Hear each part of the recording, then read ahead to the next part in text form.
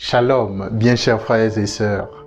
Ce 26e dimanche du temps ordinaire, l'Église nous propose de méditer les lectures du livre d'Ézéchiel au chapitre 18, le psaume 24, la lettre de Saint Paul aux Philippiens au chapitre 2, 1 à 11, et l'évangile de Matthieu au chapitre 21, 28 à 32.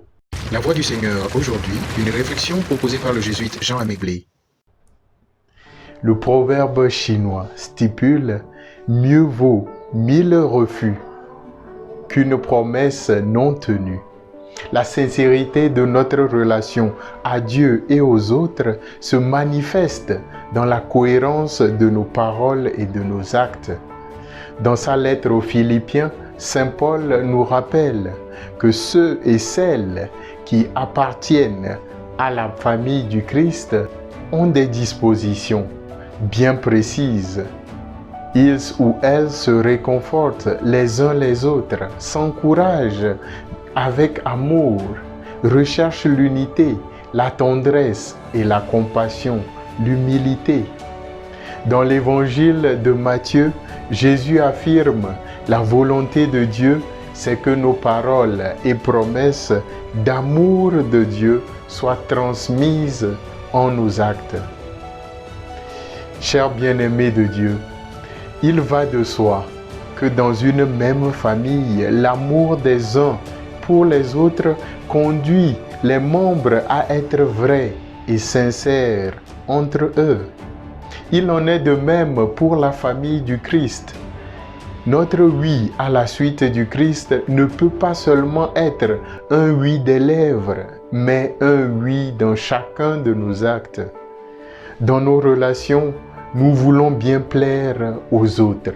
Nous voulons cultiver l'apparence. Nous avons des fois peur de dire non au risque de perdre les avantages et les intérêts que nous voulons gagner.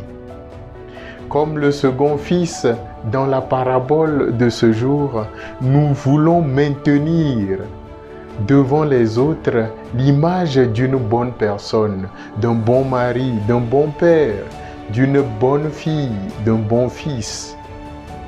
Cependant, nos actes nous trahissent. Un auteur, Amor Abbasi, affirme en ce sens « Il vaut mieux perdre tout le monde par la sincérité et la franchise que de le gagner avec l'hypocrisie et le mensonge. » Si nous appartenons au Christ, rappelle Saint Paul, nous devons alors prendre les dispositions pour vivre en fils de Dieu. Nos propres intérêts doivent être seconds. Les intérêts des autres doivent être prioritaires. Le royaume des cieux débute déjà sur la terre dans la manière dont nous traitons les intérêts des autres. En premier, en respectant la parole donnée. N'oublions pas les paroles du sage kényan. Le zèbre ne défait pas de ses zèbrures. Bonne méditation à tous et à toutes.